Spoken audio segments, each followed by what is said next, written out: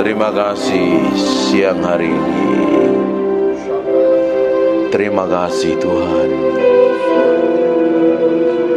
Terima kasih Tuhan. Kau baik, Kau baik. Lihat sampai kedalaman hati kami Tuhan. Koreksi dengan firman-Mu, bahwa kami menjadi serupa segambar dengan Kau. Kami hanya ingin menyenangkan hati-Mu, bukan yang lain Tuhan. Dapatin hati kami menyenangkan hati. Siang hari ini Roh Kudus, kami memberi hati kami untuk Engkau, untuk diubah, dijamah, dilawat Tuhan. Enggak ada yang lain yang lebih mulia selain Engkau. Enggak ada yang lain Tuhan. Buat hati kami nempel dengan Engkau Tuhan.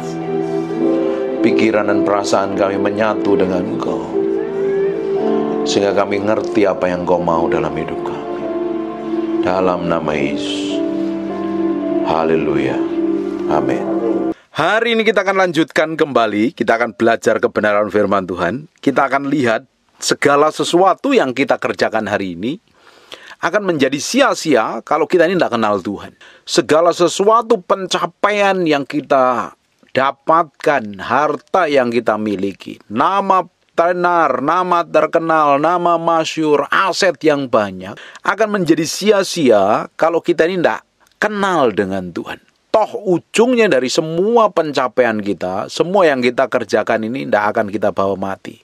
Tetapi selama kita tinggal di muka bumi ini, kita harus bekerja dengan keras, kita harus bekerja dengan pakai hikmat. Kita harus melakukan bagian kita untuk hidup di dalam berkat dan anugerah Tuhan.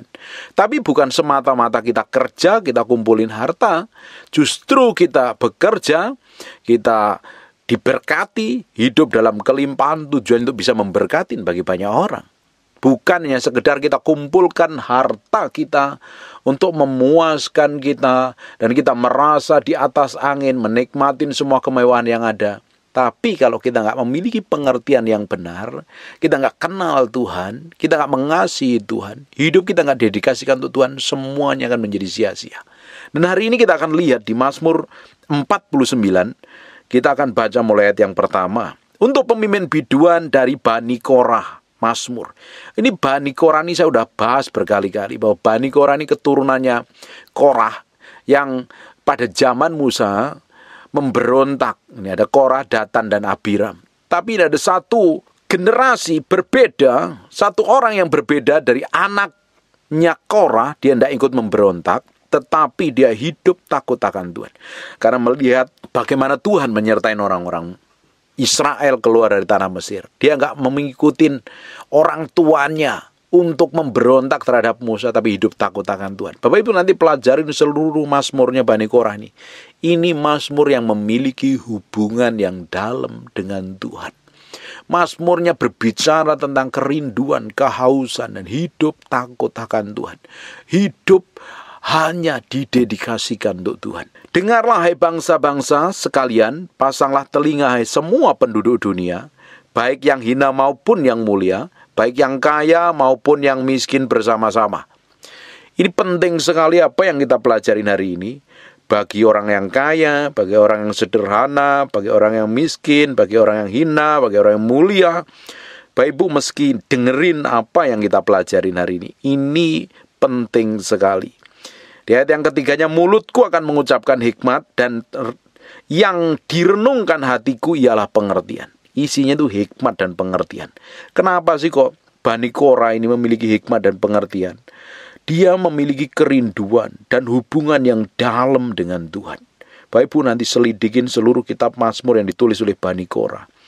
Isinya kedalaman, kehausan, cinta akan Tuhan. Kalau Bapak Ibu dengar Mazmur yang terkenal, orang ngira ini yang nulis Daud, tapi sebenarnya nulis adalah keturunan Bani Korah. Seperti riusa rindu sungaimu. Yang nulis bukan Daud, tapi yang nulis adalah keturunan dari Bani Korah ini. Kenapa kok dia memiliki kerinduan dan kehausan dan kelaparan dengan Tuhan?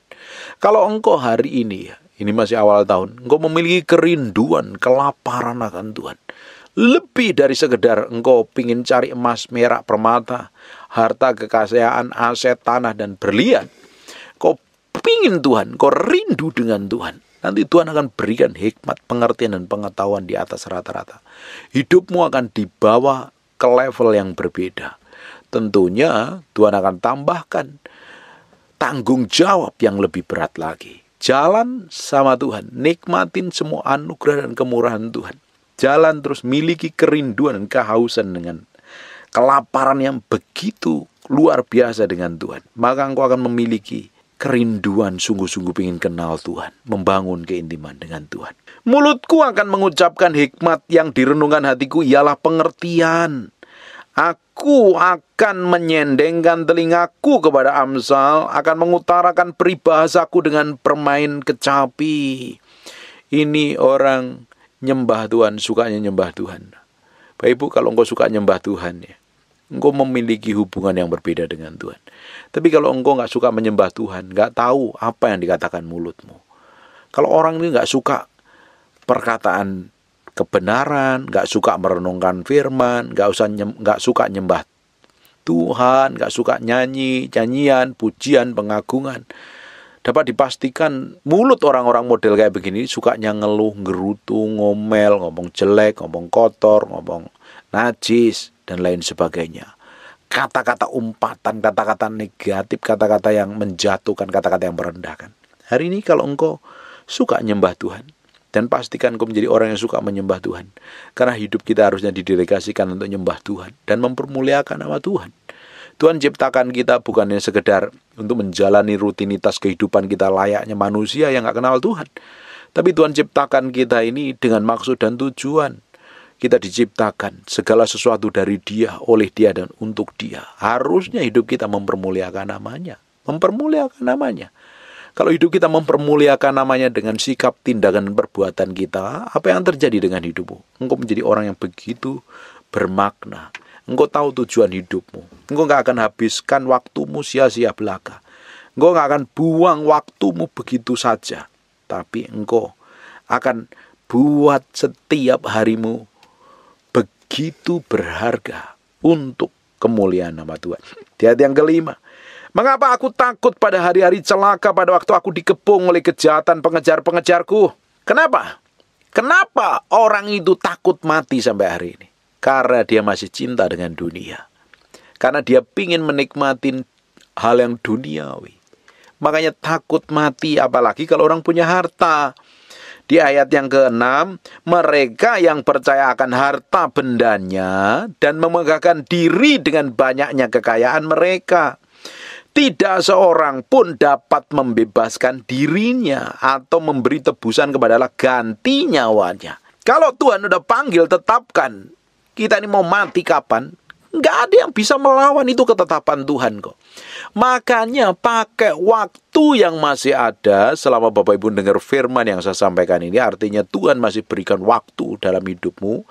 Pakai waktu yang ada ini dengan begitu bernilai dan berharganya untuk memuliakan nama Tuhan. Jangan hanya sekedar kerja, kumpulin duit. Nanti kalau engkau nggak memiliki hubungan dengan Tuhan, semuanya ketika engkau dipanggil mendadak, selesai hidupmu sia-sia belaka. Engkau sudah terlambat untuk kenal Tuhan. Saya itu tahu persis. Ketika kita ini tidak berdaya, semua yang kita kerjakan, semua yang kita lakukan itu tidak ada gunanya sama sekali. Beberapa bulan yang lalu ketika saya sakit, saya nggak bisa jalan selama 11 hari. Saya benar-benar tahu persis ketika saya nggak bernilai dan nggak berharga. Semua yang saya kerjakan, semua yang saya lakukan, pelayanan, mungkin akan selesai waktu itu. Dan saya hanya bisa mempersiapkan diri. Orang berpikir umurnya masih panjang, makanya bisa berbuat dosa, melakukan ini dan itu loh. Bapak Ibu, kalau engkau nih mempersiapkan diri kapan saja bisa bertemu dengan Tuhan, engkau akan pakai waktu yang ada itu sangat hati-hati. Engkau mempertimbangkan segala sesuatu. Engkau nggak mau berbuat sembarangan dan sembrono. Engkau bertindak hati-hati setiap mengambil keputusan. Tetapi kalau orang nggak tahu, dia pikir umurnya panjang.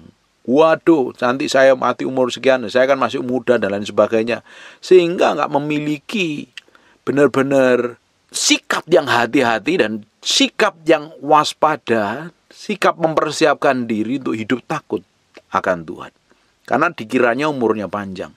Tapi ketika nyawa seseorang itu sudah dipanggil Tuhan, tidak ada tebusan lagi untuk menggantikan nyawanya. Di ayat yang ke-8, karena terlalu mahal harga pembebasan nyawanya dan tidak memadai untuk selama-lamanya, supaya ia tetap hidup untuk seterusnya dan tidak melihat lubang kubur. Kalau udah kematian datang, nggak ada yang bisa mencegahnya. Makanya persiapkan hati dengan baik. Pakai waktu yang ada ini untuk mempermuliakan nama Tuhan. Bekerja untuk mempermuliakan nama Tuhan. Berdagang, bisnis, usaha, pelayanan, sungguh-sungguh memiliki hati yang mau mempermuliakan Tuhan dalam setiap pekerjaan, usaha, dan pelayananmu. Sesungguhnya akan dilihatnya orang-orang mempunyai hikmat mati, orang-orang bodoh dan dungu pun binasa bersama-sama, dan meninggalkan harta benda mereka untuk orang lain. Jadi hari ini yang kerja keras mati-matian, ngumpulkan harta, tapi kalau engkau nggak bisa menikmatinya, tiba-tiba dipanggil Tuhan menjadi sia-sia belaka. Hanya engkau meninggalkan dan orang lain akan menikmatinya. Makanya selama kita masih dipercayakan hidup ini, pakai semua berkat yang Tuhan percayakan kita ini untuk mempermuliakan nama Tuhan. Karena kemarin kita udah bahas ya, karena dari setiap berkat yang Tuhan percayakan kepada kita itu, ada bagian yang untuk kita nikmatin, untuk kita tabur, untuk kita simpan. Makanya kita harus tahu. Karena suatu hari kita akan diminta pertanggungjawaban di hadapan Tuhan dari semua berkat yang Tuhan berikan kepada kita. Ingat tentang perumpamaan orang uang mina itu. Semuanya ujungnya diminta pertanggungjawaban di hadapan Tuhan. Semua yang Tuhan percayakan sama kita suatu hari akan diminta pertanggungjawaban. Makanya selama masih ada kesempatan melakukan aktivitas apapun namanya, benar-benar belajar bertanggung jawab sama Tuhan.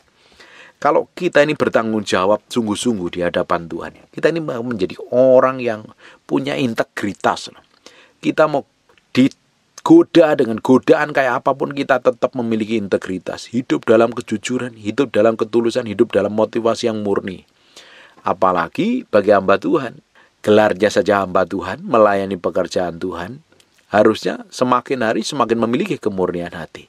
Bapak Ibu, bisa bayangkan kalau kita ini yang gelarnya pendeta, PDT, PDPM, PDP, penginjil dan lain sebagainya, ini kalau nggak memiliki kemurnian hati, apa yang terjadi?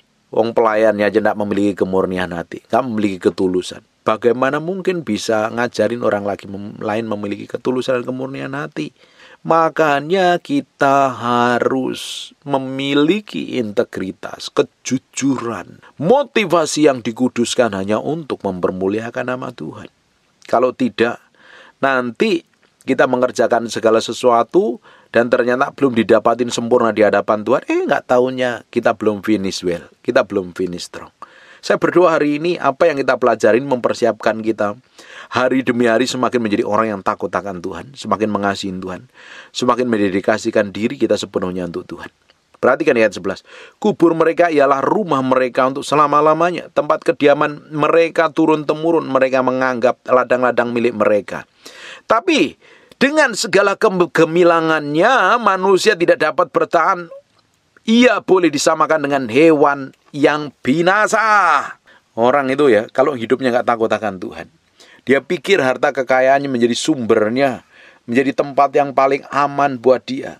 Kalau kita ini benar-benar nggak memiliki tujuan dan hanya mengandalkan kekuatan kita sendiri. Nih lihat nih mobilku bagus, mobil mewah, mobil premium. Lihat rumahku di kalangan yang orang-orang kaya. Lihat jabatanku, lihat posisiku. Dan itu sebagai kebanggaan saja. Kalau itu sebagai kebanggaan.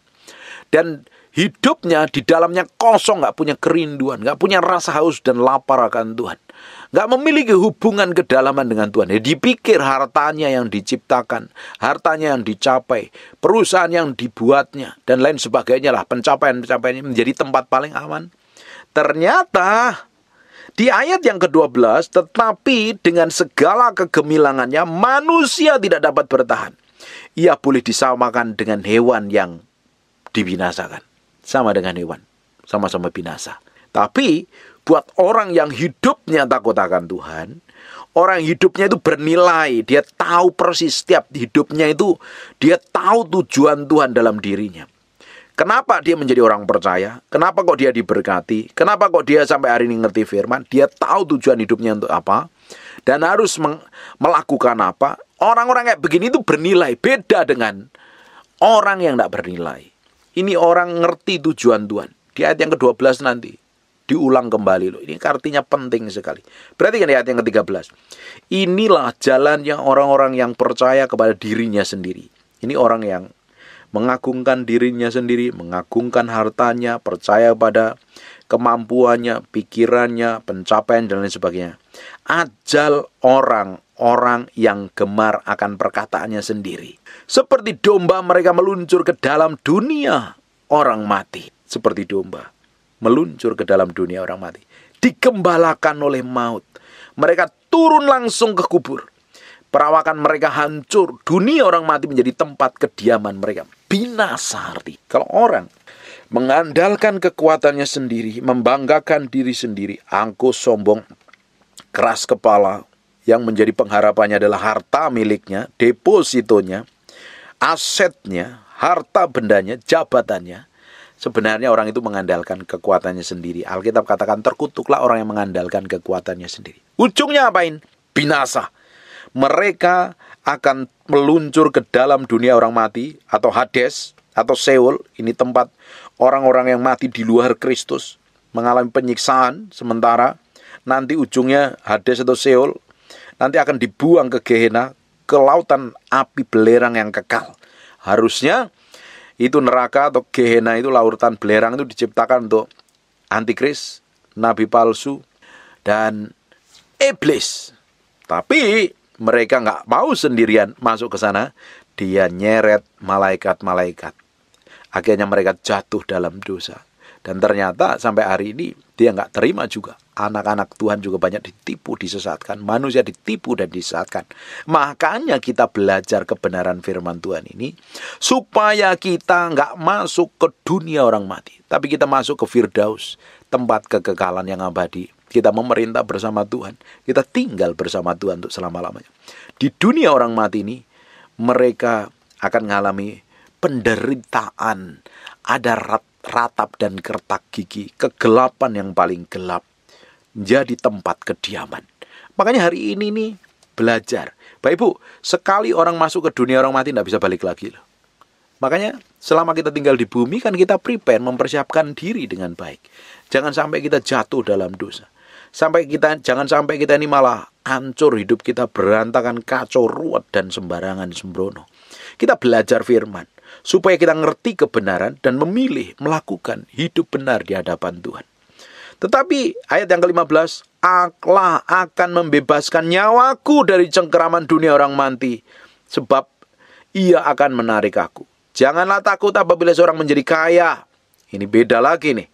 Jangan takut. Kalau Bapak Ibu diberkatin, nggak usah takut. Kemarin saya udah bahas. Kalau saya ngomong tentang kelimpahan, kekayaan, Bapak Ibu nggak usah alergi dengan kekayaan. Karena Tuhan ciptakan kita ini untuk menikmatin semua janjinya. Kalau Bapak Ibu udah alergi, itu kekayaan bisa diambil oleh orang-orang fasik loh. Padahal Alkitab katakan, orang fasik mengumpulkan harta, dikumpulkannya mereka bersusah payah, dikumpulkan untuk orang benar kok. Makanya kita harus ngerti kenapa kok kita harus diberkati. Kenapa kok kita harus hidup dalam kelimpahan. Itu udah punya maksud dan tujuan Tuhan. Makanya jangan buru-buru takut kalau engkau menjadi orang kaya. Lupa itu kan ada perumpamaan. Lazarus yang miskin berada di pangkuan Abraham. Dan orang kayanya masuk ke dunia orang mati, mengalami penyiksaan. Tapi Bapak Ibu jangan lupa. Di situ tidak hanya ada Lazarus dan orang kaya saja. Di sana ada Abraham yang hidupnya selama tinggal di bumi kaya raya. Makanya kita mau menikmatin semua berkat Abraham. Kalau kita ini menjadi miliknya Kristus, kita berhak menikmatin semua janji Abraham, kata Alkitab. Makanya kita harus menikmatin semua yang Tuhan janjikan lewat Abraham menjadi bagian milik kita. Supaya kita bisa memberkatin banyak orang. Di ayat yang ke-16, janganlah takut apabila seorang menjadi kaya, apabila kemuliaan keluarganya bertambah. Nikmatin kalau engkau diberkati. Kenapa orang menjadi kaya? Karena memiliki hikmat pengertian di atas rata-rata. Dia bisa kelola bisnis, dia bisa melihat peluang, dia bisa mengatur keuangan, dia bisa mengatur bisnisnya dengan baik, bisnisnya berkembang, bisa dipercayakan dan lain sebagainya. Dia punya koneksi yang bagus, punya cara pandang yang panjang sehingga bisa memperhitungkan dengan baik, sehingga itu orang bisa diberkati. Gara-gara memiliki hikmat pengertian dan pengetahuan. Bezaliel memiliki keahlian, Aholiab memiliki keahlian. Salomo memiliki hikmat dan pengertian. Dan akhirnya apa? Kekayaan mendatangi mereka. Tapi kalau Bapak Ibu hari ini masih bodoh, blow on, sebenarnya nggak ada orang Kristen bodoh, blow on. Oh, ngerti firman, ngerti kebenaran, ada Roh Kudus yang tinggal di dalamnya, kurang apa lagi? Tuhan tinggal di dalam hati kita kok. Nggak mungkin orang Kristen nggak diberikan hikmat, pengertian, dan pengetahuan. Dan Tuhan sendiri sudah kasih perumpamaan, setiap orang itu minimal dikasih 1 uang mina atau 1 talenta kok, nilainya itu kurang lebih hampir 90 miliar kalau dirupiahkan hari ini. Jadi Tuhan udah kasih modal, minimal keahlian, skill, atau apalah. Kembangkan diri, jangan jadi orang yang malas, kembangkan diri. Kalau nggak punya kalian, belajar, pertajam dirimu, lihat peluang, dan kau akan jadi orang yang rajin, dan Tuhan pasti berkati. Kalau malas, engkau pasti melarat, kekurangan, miskin, dan menderita. Ayat yang ke-17, sebab ada waktunya mati, semuanya itu tidak akan dibawanya serta. Kemuliaan tidak akan turun mengikuti dia. Sekalipun ia menganggap dirinya bahagia pada masa hidupnya, sekalipun orang menyanjungnya, karena ia berbuat baik terhadap dirinya sendiri. Kalau orang sudah hidupnya kaya, hanya cari popularitas untuk dirinya sendiri, kasih makan orang susah tapi diposting di media sosial, bahwa menunjukkan dia murah hati dan lain sebagainya, padahal orangnya nggak hidup takut akan Tuhan, apa yang terjadi? Namun ia akan sampai kepada angkatan nenek moyangnya yang tidak akan melihat terang untuk seterusnya. Manusia dengan segala kegemilangannya tidak mempunyai pengertian, boleh disamakan dengan hewan yang dibinasakan. Kalau kita nggak memiliki hikmat pengertian, kita ini nggak jauh beda dengan binatang. Makanya membedakan kita dengan orang dunia karena kita memiliki hikmat, pengertian, dan pengetahuan. Ayat yang ke-20 saya bacakan. Perhatikan baik-baik. Manusia yang dengan segala kegemilangannya, hebat, punya jabatan bagus, punya posisi bagus, punya aset banyak, di mata dunia punya nama baik karena suka memberi orang-orang miskin, dan tapi tidak mempunyai pengertian, boleh disamakan dengan hewan yang dibinasakan. Ngeri nggak ini? Sama mereka, nggak jauh beda dengan binatang. Sekarang kita lihat di Mazmur 119 ayat 104. Aku beroleh pengertian dari titah-titahmu. Itulah sebabnya aku benci segala jalan dusta. Jadi pengertian, hikmat, pewahyuan itu didapatnya karena kita ngerti perintah Tuhan. Kita ngerti kebenaran. Kita ngerti firman Tuhan. Percuma saja kita menjadi orang yang sukses berhasil di mata dunia, tapi di sisi lain kita ini kering, hampa, dan kosong. Kita nggak punya hubungan yang dalam dengan Tuhan. Kita nggak memiliki kerinduan dengan Tuhan. Kita nggak memiliki kehausan dan kelaparan dengan Tuhan. Engkau bisa rajin ke gereja, rajin ibadah hari Minggu, bisa kasih persembahan di gereja, rutin, tidak pernah absen, tiap minggunya meski ke gereja. Tapi kalau engkau nggak memiliki rasa haus dan lapar, seperti engkau pertama kali jatuh cinta dengan Tuhan, suatu hari, kata kitab Wahyu, engkau akan dimuntahkan. Karena engkau nggak panas dan dingin. Hanya rutinitas saja ke gereja. Jadi kita harus memiliki kedalaman hubungan dengan Tuhan. Itu penting sekali. Kedalaman hubungan kita dengan Tuhan. Pengertian karena kita ngerti firman Tuhan. Itu akan menjadikan ketika kita diberkati, kita tahu berkat yang dipercayakan Tuhan itu untuk apa. Ketika kita memiliki jabatan tinggi, kita tahu kita harus melakukan apa untuk kemuliaan nama Tuhan. Kita tahu persis semua yang Tuhan percayakan sama kita itu tujuannya untuk apa. Kalau kita ini menjadi orang yang memiliki hubungan, kedekatan dengan Tuhan, kedalaman, keintiman dengan Tuhan. Ini penting sekali. Karena banyak orang Kristen hanya cukup kekristenannya minggu ke gereja, tapi hari-harinya nggak memiliki hubungan kedalaman dengan Tuhan. Ngerti firmannya cetek dan dangkal. Nanti kalau ngadepin tantangan, ujian, hal yang berat, reaksinya persis seperti orang dunia. Nggak jauh beda. Justru kita menjadi orang yang berbeda. Kita menjadi orang yang memiliki kehidupan yang takut akan Tuhan. Sukses dan berhasil di dalam segala hal yang kita kerjakan dan kita lakukan. Di sisi lain hidup kita mempermuliakan nama Tuhan. Dan hidup kita menjadi berkat bagi banyak orang. Sampai ujung dari kehidupan kita didapatin berkenan. Seperti yang Tuhan mau. Seperti yang Tuhan inginkan. Amin. Tutup matamu. Tutup Alkitabmu, kita berdoa. Bapak, terima kasih buat firman-Mu. Kami materaikan dengan darah anak domba Allah. Firman ini nempel dalam hati kami sampai kedalaman batin kami. Jadikan kami orang yang memiliki hikmat dan hidup takut akan Tuhan. Hidup mempermuliakan nama Tuhan. Sungguh-sungguh berjalan dalam ketetapan Tuhan. Sehingga kami memiliki pengertian yang dalam tentang kebenaran dan hidup dalam kebenaran. Sehingga kami tidak sama dengan hewan yang layak dibinasakan. Kami menjadi orang-orang yang mulia, yang menjadi kesayangan Tuhan. Berkati setiap orang yang rajin mendengar firman-Mu. Berkati mereka pekerjaan bisnis, usaha, pelayanan atau apapun, berkati. Kamu berdoa untuk orang yang sakit dan mengalami kelemahan tubuh oleh bilur Yesus, oleh darah Yesus. Jadilah engkau tahir, jadilah engkau sehat, jadilah engkau sembuh. Jadi, seperti aku doakan dan katakan, dalam nama Yesus, haleluya, amin. And God bless you. We thank you, we praise you, we adore you. We thank you, we praise you, we adore you. Terima kasih siang hari ini. Terima kasih Tuhan. Terima kasih. Terima kasih.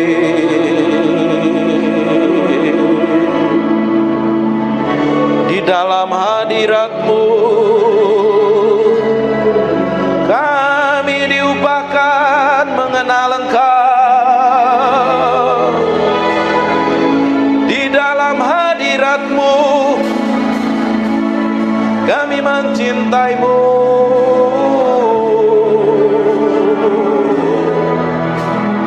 Mencintaimu, Roh Kudus. Roh Kudus.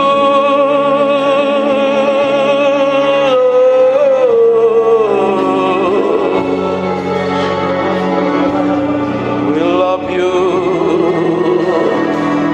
We praise you, we adore you.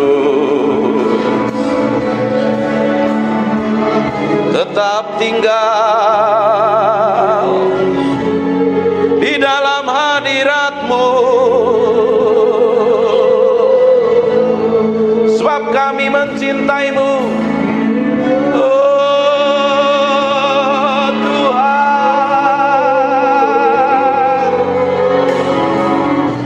Tuhan, Tuhan.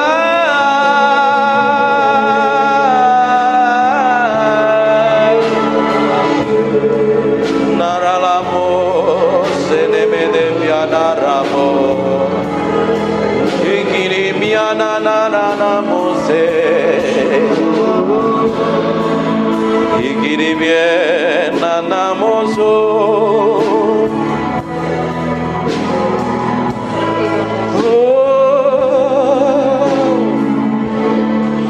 We praise you, we praise you, we praise you.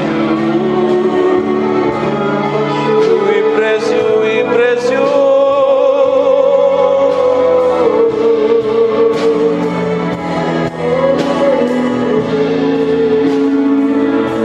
Berlama-lama dalam hadirat-Mu, menikmati kuasa-Mu, Tuhan. Tuhan,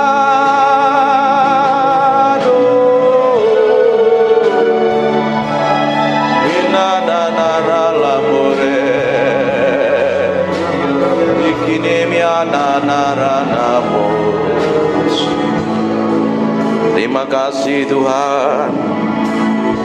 Biar roh hikmat wahyu turun di antara kami, menyingkapkan pribadi-Mu yang ajaib, sehingga kami mengerti kehendak-Mu, berjalan dalam pusat hati-Mu. Oh Tuhan, siang hari ini urapi kami semua tanpa terkecuali. Kami adalah orang yang mencintai-Mu. dan mengasihimu.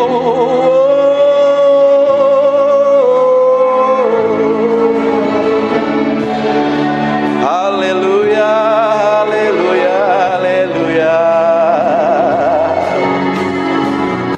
Terima kasih. Yang merasakan hadirat Tuhan kasih tepuk tangan yang meriah. Hanya untuk Raja yang mulia. Haleluya. Amin. Silakan duduk dalam hadirat Tuhan.